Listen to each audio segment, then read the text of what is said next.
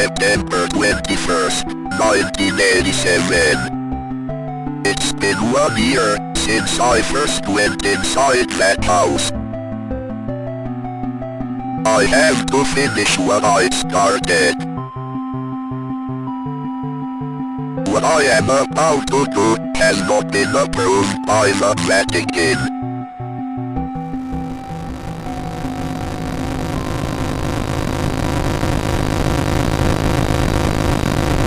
Developed by Airdorf Games and published by New Blood Interactive, Faith is an Atari-style retro horror game, which was released in October 2017. The title is officially unrated, though I would place it at a T for teen rating.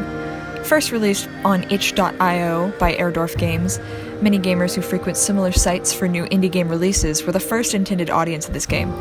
Now that it is projected for a release on Steam and that big-name YouTubers like Markiplier and Vinesauce have played it, the game's player audience has widened to include all inclined horror fans who want a chance to experience the game for themselves. Faith is a horror jump-scare game, following the format of the few classic Atari horror games. Though dissimilar in graphical style, Faith is most similar to Dracula the Undead, an Atari Lynx title released in 1991. In this point-and-click adventure, you wander through a house seeking to defeat the vampire Dracula, and the necessity to walk around and interact with elements in a house, including using your crucifix, is very similar to the playstyle of Faith. In Faith, you play as a priest wandering the site of an exorcism, which was attempted years before. Some of the core mechanics revolve around using WASD to move through screen panels to locate clues to the failed exorcism and what your next objective should be. The only other button which facilitates an action is the spacebar, used to hold up your crucifix to defend yourself from any unseemly demons that want you. Mortis. That means death. Using the MDA framework, we can easily define some of the aesthetics Faith provides. Among the most obvious of these is narrative, or as Huneke puts it, game as drama. Nothing is more dramatic and involving than a spooky game which keeps you on your toes.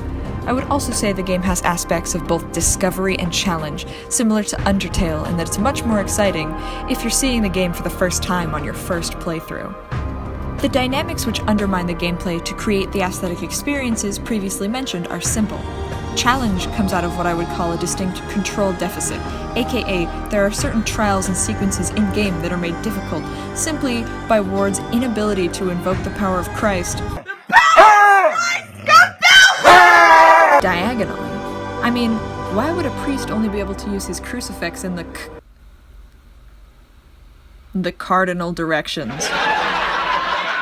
The other aesthetics, discovery and narrative, are both created through level design and player interaction, with notes located throughout the area. Eventually, once the player has entered the house on Snake Meadow Hill Road, they will encounter Amy, the original planned recipient of the exorcism. She also illuminates the story, explicitly possessed and very, very evil.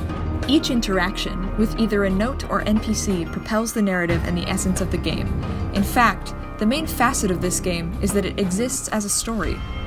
Through normative gameplay, Faith is a game that already expects players to play queerly, with 5 separate endings ranging from John Ward's success in exorcising Amy to the stark possibility that this entire time you as a priest and other members of the clergy have been exorcising, or well, torturing a young mentally ill girl, and that there were in fact no demons.